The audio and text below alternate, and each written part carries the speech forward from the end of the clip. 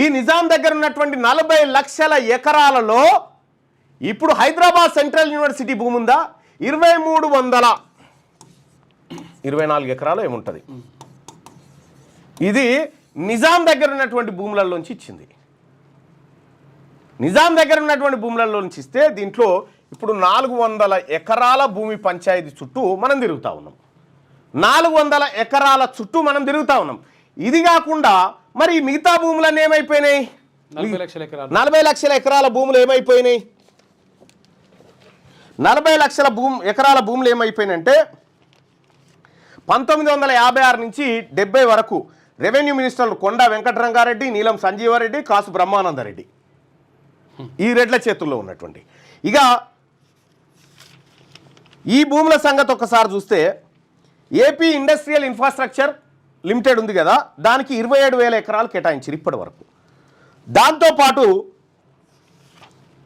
3 లక్షల ఎకరాలు ఇండస్ట్రీల కోసం అందుబాటులో ఉందని 2014లో ముఖ్యమంత్రి అయినటువంటి కేసీఆర్ గారే నిండు సభలో చెప్పినటువంటి మాట ఇది. ఇట్లా తెలంగాణ రాష్ట్రంలో ఉన్నటువంటి భూములు ఎటువైనా 40 లక్షల ఎకరాలు అంటే Ramanaidu studio, Padmalaya studio, Annapurna studio, ఇట్లా ఈ సినీ స్టూడియోలకు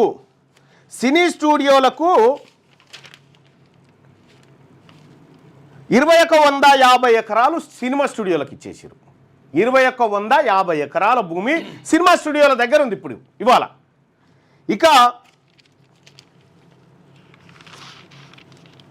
కొన్ని BHEL company, ECIL company, IDPL company, బిహెచ్ఈఎల్కు 1200 ఎకరాలు, ఐడిపిఎల్కు 891 ఎకరాలు, హిందుస్థాన్ ఫ్లోరో కార్బన్స్ లిమిటెడ్, తర్వాత Hindustan aeronautical limited, BDL, HMT, ఇట్లా కొన్ని వేల ఎకరాల భూములను సెంట్రల్ గవర్నమెంట్ కేంద్ర ప్రభుత్వ సంస్థలు పెట్టడం కోసం కేటాయించారు.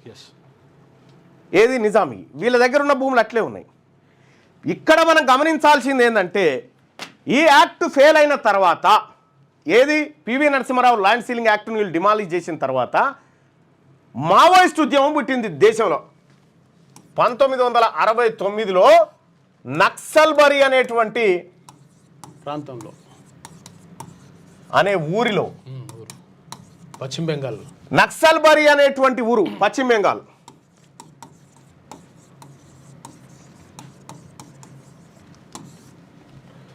పవన్ కళ్యాణ్ గారు ఒక సినిమాలో ఉంటుంది చూసినావా, ఇది ఒక డైలాగ్, చారు మజుందార్ రాయల్ బెంగాల్ టైగర్ అని చెప్తా ఉంటాడు చూసినావా, ఆ డైలాగ్ మీరు అది ఎక్కడ ఉందేమో చూసుకోర్రి. ఈ నక్సల్బరీ ఉద్యమాన్ని ప్రారంభించింది చారు మజుందార్.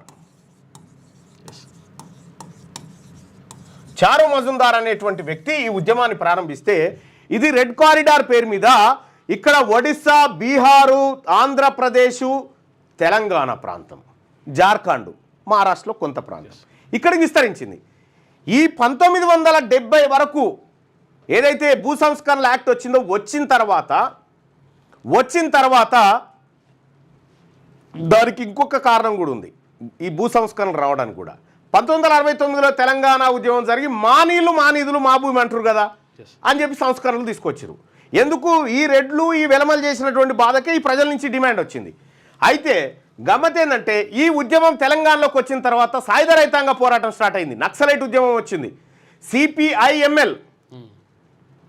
సిపిఐఎంఎల్ మావోయిస్టు, ఏది ఎంఎల్ అంటే మార్కిస్ట్ అండ్ లెనినిస్టు, సిపిఐఎంఎల్ పుట్టింది. దాని తర్వాత మావోయిస్టు పార్టీగా అన్నీ అవతరించినాయి. జనశక్తి, గినశక్తి, అప్పుడు దళాలు ఉండేవి ఇక్కడ అన్ని. వీళ్ళందరూ ఏం చేశారంటే ఈ ఊర్ల వంటి 100 ఎకరాల భూములు ఉన్నటువంటి దొరలు, భూస్వాములు ఉన్నారు కదా, వాళ్ళకు తుపాకీ పెట్టిరు. వాళ్ళకు తుపాకీ పెట్టి భూములలో ఎర్ర జెండాలు బాతిరు. ఎర్ర జెండాలు బాతితే అన్నల భయానికి వీళ్ళందరూ కూడా ఈ దొరలు, భూస్వాములు, పెత్తందారులంతా పట్టణాలలో వచ్చి పడ్డారు. పట్టణాలలో వచ్చి పడితే అన్నలు ఏం చేసిరంటే, వాడు పారిపోయిన రా, ఈ భూమిని దున్నుకొని బతకని చెప్పిండు. దున్నుకొని బతకని చెప్తే వాళ్ళు ప్రజలు గంతులేసి నిజంగా మాకు అన్నలు భూమి ఇప్పించారని దున్నుకొని కొన్ని దశాబ్దాల పాటు దున్నుకొని బతికిరు.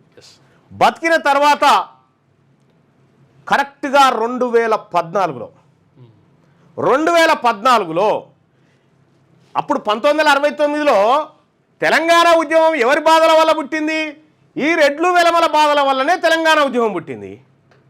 ఆ తర్వాత కమ్మవారు ఎంటర్ అయ్యారు. ఎవరు? 1983లో కమ్మవారు ఎంటర్ అయ్యి వీళ్ళు మరో భూస్వామ్య వ్యవస్థగా మారిపోయారు.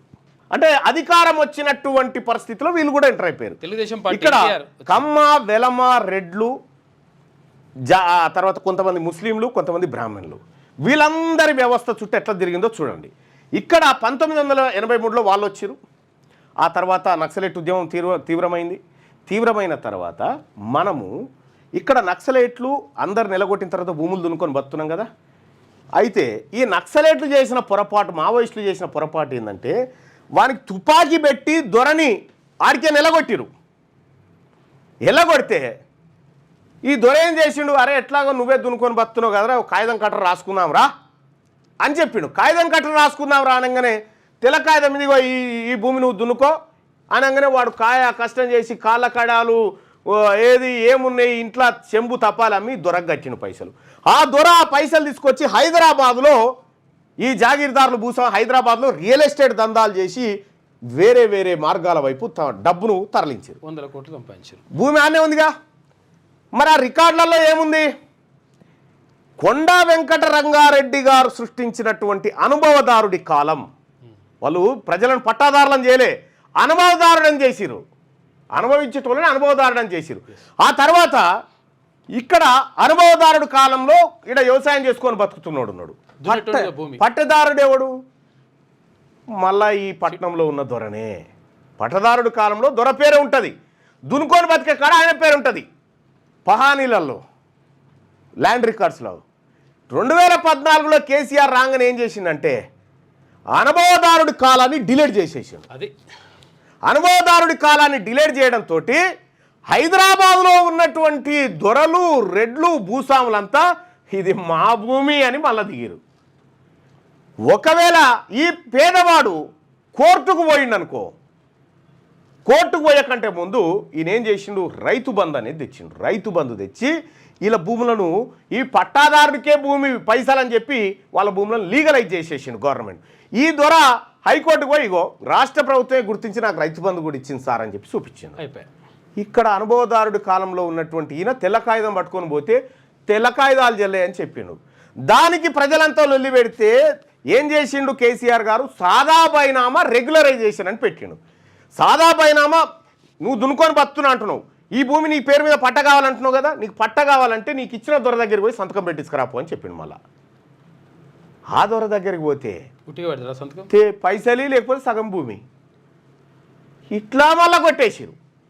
ఇట్లా కొట్టేస్తే ఇవాళ తెలంగాణ రాష్ట్రంలో పేద వర్గాల చేతికి రావాల్సిన 1,40,00,000 ఎకరాల భూముల్లో ఎవరి చేతిలో ఉన్నాయి ఇవాళ? అది మళ్ళీ ఒక ఎపిసోడ్లో చెప్తా, ఎవరి దగ్గర ఎంత ఉన్నాయి ఏం కథ అనేది.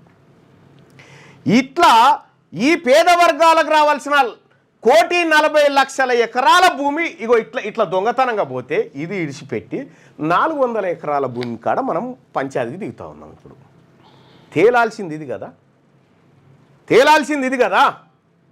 ల్యాండ్ సీలింగ్ యాక్ట్ పెడితే ఆ వర్గాలంతా ఎంత గందరగోళం చేసినాయి ఆ రోజు సభలో. ఒక ముదిరాజు బిడ్డ ఆయన లేకపోతే ఇవాళ ల్యాండ్ సీలింగ్ యాక్ట్ ఉండేదేనా? ఇక్కడ మనం గమనించాల్సింది ఏంటంటే ఈ భూములు ఇప్పుడు అనుభవిస్తున్న వాళ్ళే కాదు, ఇవి ఒరిజినల్గా ఆ భూమిని దున్నుకొని బతికిన పేద వర్గాల వాళ్ళే. ఓవైపు ఇటు ఈ దోపిడీ చేస్తూ ఉంటే అనేకమైనటువంటి మరి వీళ్ళకు అప్పచెప్తే రెడ్లకు వెలమలకు 70 ఏళ్ల సంది రాజ్యాన్ని అప్పచెప్తే వీళ్ళు చేసిన తతంగం ఇగో ఇది. మరి ఆ రోజు నిజాం మీద తిరుగుబాటు పోరాటం ఎవరు చేయించారు? వీళ్ళే మళ్ళా ఈ ప్రజలను ఇంట పెట్టుకొని పోయి, ఎందుకంటే ఆయన తప్పుకుంటే అవన్నీ మనకు వస్తాయని వాళ్ళకు వస్తాయని అది చేసిరు. ఆ తర్వాత ప్రత్యేక తెలంగాణ పోరాటం కేసీఆర్ ఎందుకు మొదలుపెట్టిండు? మళ్ళా రెడ్లను ఎదుర్కోవడానికి ఇదే ప్రజల్ని వాడి ప్రత్యేక తెలంగాణ పోరాటం చెప్పి మళ్ళా 10,000 ఎకరాల భూముల్ని హైదరాబాద్ చుట్టుపక్కల కొట్టేసిరు వాళ్ళు. అంటే మనమేమో కొట్లాట కాడ, వాళ్ళేమో లెక్కల కాడ, పంచుకునే కాడ వాళ్ళు ఉన్నారు. మనం అర్థం చేసుకోవాల్సినటువంటి విషయం ఏంటంటే 70 సంవత్సరాల వీళ్ళ పరిపాలన, నిజాం పరిపాలన. నిజాం గొప్పవాడా వీళ్ళు గొప్పవాళ్ళంటే నిజామే గొప్పవాడు. నిజామే గొప్పవాడు. నిజాం మీదికి మనని శత్రువులుగా తయారు చేసి, నిజాం రజాకారులు చేసిన అరాచకం అది మామూలు అరాచకం కాదు. ఆ అరాచకానికి వంత పాడిందే ఈ వర్గాలోనే. ఇక్కడ మనం గమనించాల్సింది ఏంది, నిజాం ఇప్పుడు వీళ్ళు వచ్చి మీకు రోడ్లు ఓపిస్తాం, మీ ఊరికి బస్సు వేస్తాం, మీ ఊరికి రైలు ఇస్తాం, మీకు సబ్స్టేషన్ ఇస్తాం. వీళ్ళేంది ఇచ్చేది రొట్టెపీసు? నిజాం సంస్థానంలో, నిజాం హైదరాబాద్ స్టేట్లో 1910 కరెంటు బుక్ గెలిగింది. 1800 సంవత్సరంలోనే రైలు తిరిగింది. నిజాం సాగర్ ప్రాజెక్టు వెనకట్నే కట్టిర్రు. అది ఎన్ని కంపెనీలు నిజాం పెట్టినటువంటి కంపెనీలు ఒక్కసారి ఆ లెక్క చూడ్రి. వీళ్ళు మనకు చేసింది ఏం లేదు సుమా, వీళ్ళు మనకు చేసింది ఏం లేదు. నిజాం స్థాపించినవి ఒక్కసారి చూద్దాం.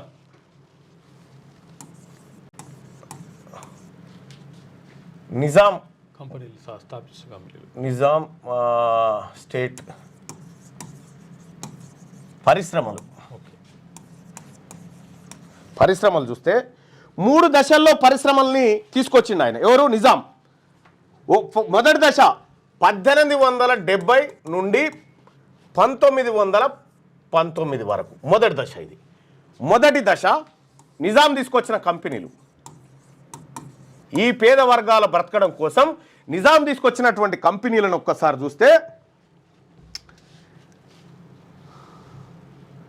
అప్పటికి 121 పరిశ్రమలు స్థాపించిండు. ఈ మధ్య కాలంలో 121 పరిశ్రమలు స్థాపించిండు. రెండో దశ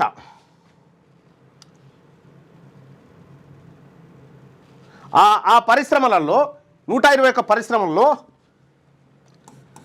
నిజాం షుగర్స్ అనేటువంటి పరిశ్రమ ఆసియా ఖండంలోనే అతిపెద్ద చక్కెర ఫ్యాక్టరీ. స్థాపించిన రోజుల్లో ఆసియా ఖండంలోనే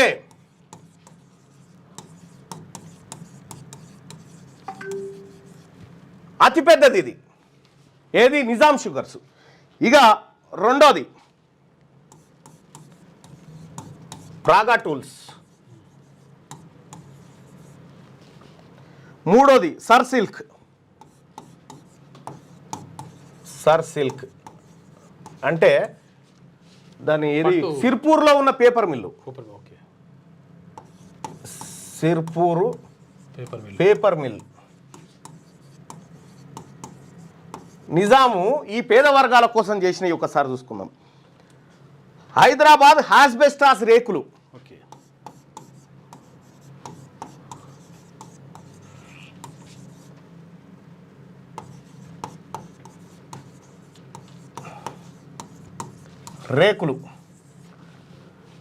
తర్వాత విఎస్టి.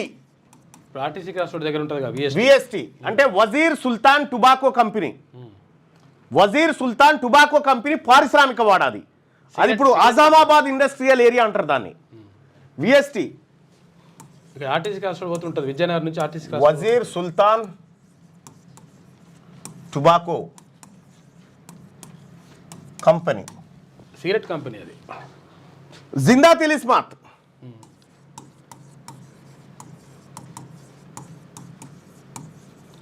జిందా తిలిస్మాత్ గీనే ఉంటుంది. ఈడేడా ఈ నాచారం ఏది మన ఈ రామంతపూర్ అంబేద్కర్ ఏది అంబర్పేట ఆ ఏరియాలో జిందా తిలిస్మాత్ సర్వరోగ నివారణ. అది వేసుకుంటే సర్ది, దగ్గు, నొప్పి అన్ని పోతాయి. అటువంటి జిందా తిలిస్మాత్ పరిశ్రమ ఆ కాలంలోనే వచ్చింది. ఆజంజాహి మిల్స్. ఇది బట్టల మిల్లు వరంగల్లో ఉంటుంది. 10,000 మంది కార్మికులు. ఇలా 10,000 మంది కార్మికులు. హైదరాబాద్ స్టేట్ బ్యాంక్, ఇక వీళ్ళు బ్యాంకులు తెస్తారు. హైదరాబాద్ స్టేట్ బ్యాంకు ఈ సంస్థానానికి, ఈ దేశానికి, అప్పుడు సపరేట్ దేశం కదా మనది. హైదరాబాద్ స్టేట్ బ్యాంక్ 1941లోనే మన కాడ బ్యాంక్ పెట్టిండు. ఎవరు? నిజాం. Hyderabad state bank. అయితే 1869లోనే ఒక బ్రాంచ్ ఉంది, బెంగాల్ బ్రాంచ్ది. ఆ బ్యాంకు ఫస్ట్ బ్యాంకు. తర్వాత 1918లో టాటా ఇండస్ట్రియల్ ఫైనాన్స్ బ్యాంక్ పెట్టిండు. ఆ తర్వాత డిబిఆర్ మిల్స్, తర్వాత రైస్ మిల్లులు, ఆయిల్ కంపెనీలు, ఇట్లా అనేకమైనటువంటి కంపెనీలను ఈ పేద వర్గాల కోసం ఇక్కడ నిజాం స్థాపించింది. ఈ అజంజాయి మిల్లు పోయింది, స్టేట్ బ్యాంక్ ఆఫ్ హైదరాబాద్ పోయింది, అందులో విలీనం అయిపోయింది. ఈ డిబిఆర్ మిల్లు పోయింది, ఇవన్నీ పోయినాయి. ఇవన్నిటిని మింగేసి వీటిని, ఈ భూములన్నీ ఖాయిలాబడ్డ సంస్థల కిందకి తీసుకొచ్చి కొట్టేసి రగ్బక్ సగ్గక్. ఇక్కడ జూబ్లీ హిల్స్లో అపోలో ఆసుపత్రి ఉందిగా, అపోలో ఆసుపత్రికి 20-25 ఎకరాలు ఇచ్చినట్టు. ఎంత దాని ధర? 50 రూపాయలకు గజం. గజం కాదు, ఎకరానికి 50 రూపాయలు రెంట్, 100 ఏళ్ళు. ఎకరా అవును, మేబీ సబ్జెక్టు కరెక్ట్. అయితే ఇట్లా ఏమని చెప్పారంటే వాళ్ళు పేదలకు మేము వైద్యం అందిస్తాము ఫ్రీగా అని చెప్పారు. మొదటి దశలో నిజాంలు తీసుకొచ్చినటువంటి ఇవైతే, ఇక రెండో దశ చూద్దాం. 1919 నుండి 1939, ఇది రెండో దశ. నిజాం పరిశ్రమలు స్థాపించిన రెండో దశ. మొత్తం ఏంటంటే 387 భారీ పరిశ్రమలు పెట్టింది నిజాం. భారీ పరిశ్రమలు నిజాం ఏర్పాటు చేసిండు. ఏర్పాటు చేస్తే వాటిని ఖతం చేసిరు. ఇట్లా నిజాము ఈ పేద వర్గాలకు ఇండస్ట్రియల్లో ఉద్యోగాలు, కార్మికులకు ఉపాధి అవకాశాలు కల్పించిండు. ఆయనకు దక్కాల్సినటువంటి భూమి దక్కకుండా అప్పర్ క్యాస్ట్ వాళ్ళు కొట్టుకపోయారు. ఇక గమ్మతి విషయం ఏంటంటే, నిజాం మనల్ని రాసి రంపాన పెట్టిండు అని చెప్తారు. కానీ Osmania university, Osmania hospital, Nizam college, ఆ తర్వాత ఉస్మానియా హాస్పిటల్, సిటీ కాలేజ్,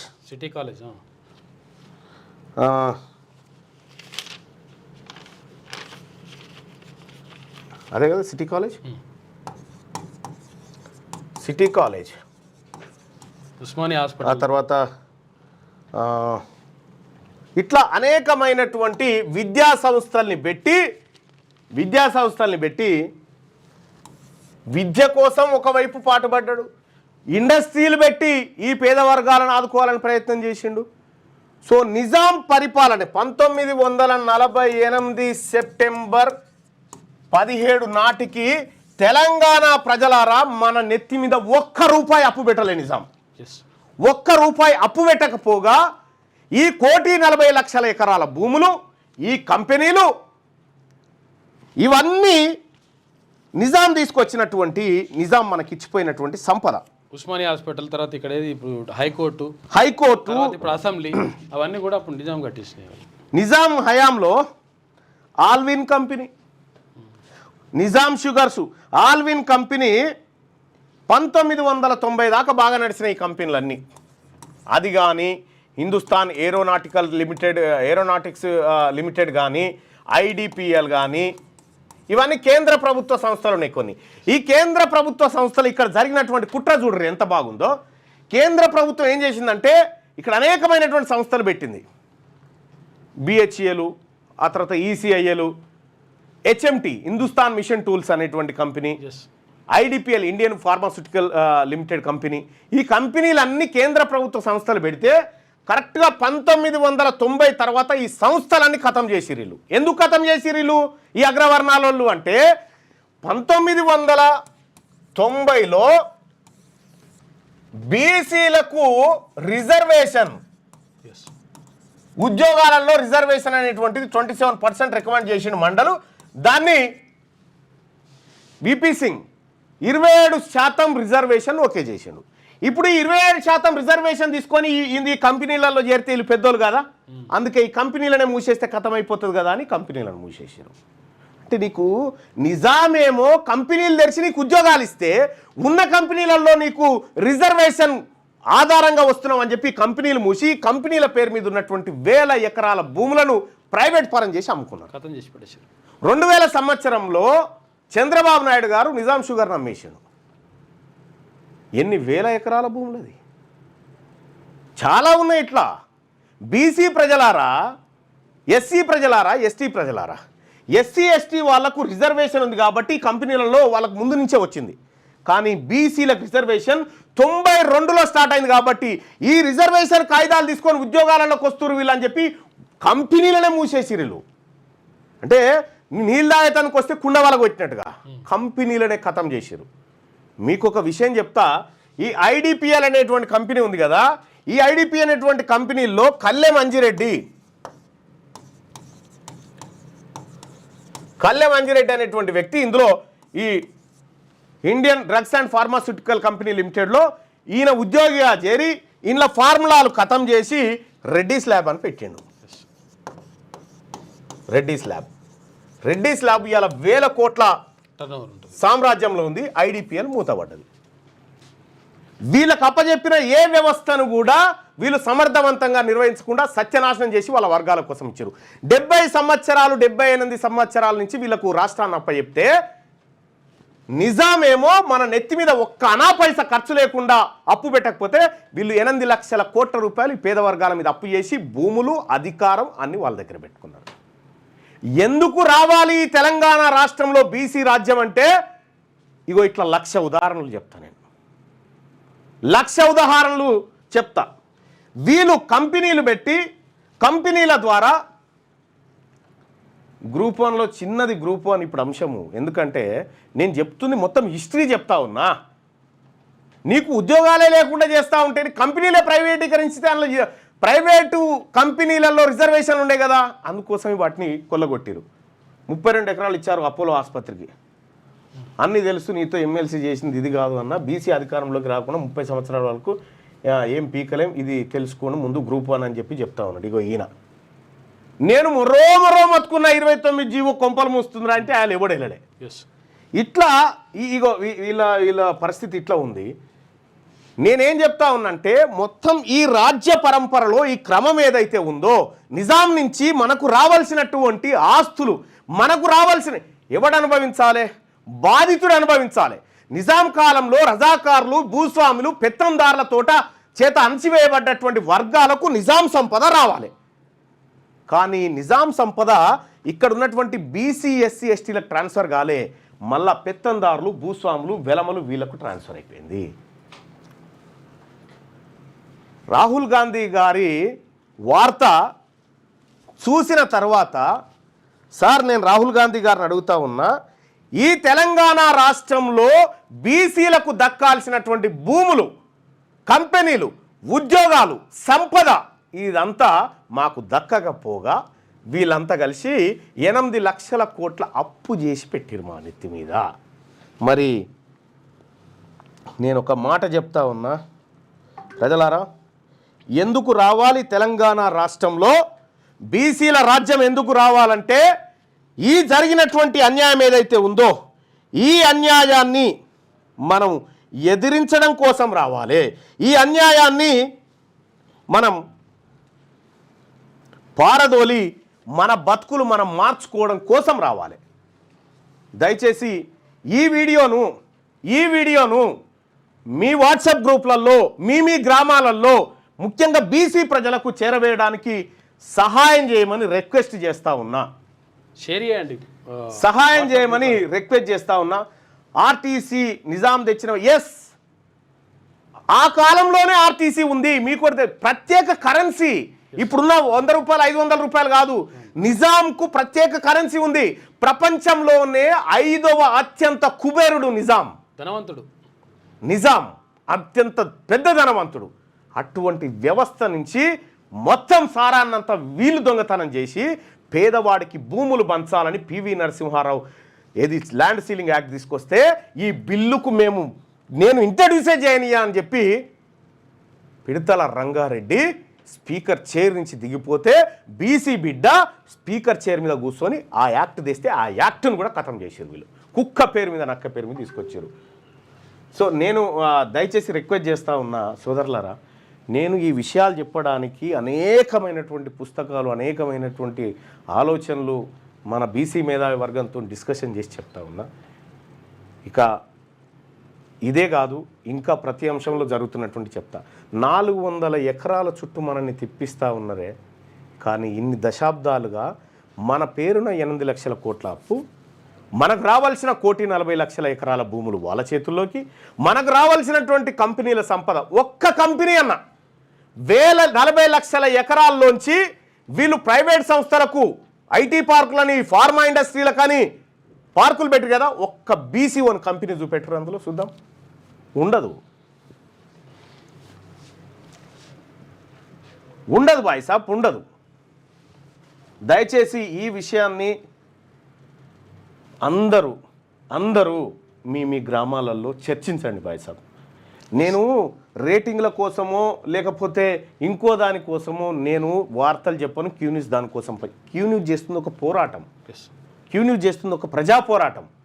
ఈ పోరాటంలో అందుకోసమే సోదరులారా, నేను అందుకోసమే చెప్తా ఉన్నా, ఈ బీసీ ఉద్యమంలో మీరు పాల్గొనడం కోసం, ఈ బీసీ ఉద్యమం జరగాల్సినటువంటి అవసరం ఉంది. అది మలిదశ తెలంగాణ ఉద్యమాన్ని తలపించే విధంగా మలిదశ బీసీ ఉద్యమం జరగాలి. ఆ బీసీ ఉద్యమం జరగడం కోసం ఇగో ఇక్కడ మనం ఒక ఫామ్ పెట్టుకున్నాం, ఇక్కడ డిస్క్రిప్షన్లో దాంట్లో చాట్లో పెట్టు. ఈ ఫామ్లో బీసీ కుల పురుషులు, మహిళలు, యువరక్తం అందరూ కూడా మీ పేర్లు ఇందులో నమోదు చేసుకొని బీసీ ఉద్యమానికి తయారుగండి. మనము ఒకరు సొమ్ము అడుగుతలేము. ఇక్కడ 1990 తర్వాత నువ్వు కంపెనీలో అడుగు పెడుతున్నావు అనే టైంకు కంపెనీలు మూసేసారు. ఉద్యోగాలలో ఇప్పుడు ఆ ప్రజలంతా కాంపిటీషన్ ఫీల్డ్లోకి వచ్చారు. ఈ బీసీలంతా చదువుకొని అక్కడో ఇక్కడో చదువుకొని కొంత కాంపిటీషన్ ఫీల్డ్లోకి రాగానే 10% ఈడబ్ల్యూఎస్ రిజర్వేషన్ అని చెప్పి మళ్ళా వాళ్ళ కోసం కోటా సపరేట్గా తీసుకురు. ఈ దేశంలో రిజర్వేషన్ దక్కాల్సింది ఎవరికి, దక్కింది ఎవరికి? అందుకోసమే నీ లెక్కలు ఈ ప్రభుత్వాలు ఎందుకు చెప్తలే ఎవరికైనా, నీ బలం ఏందో నీకు తెలిస్తే వాళ్ళని చీల్చి చెండాడుతామని. నీ కులాల లెక్కలు చెప్పండి. అందుకే కులగణన చేసినాం దేశవ్యాప్తంగా అని చెప్తూ జూటా ఇది. ఇక్కడ రాహుల్ గాంధీ గారు చెప్పినటువంటి మాట,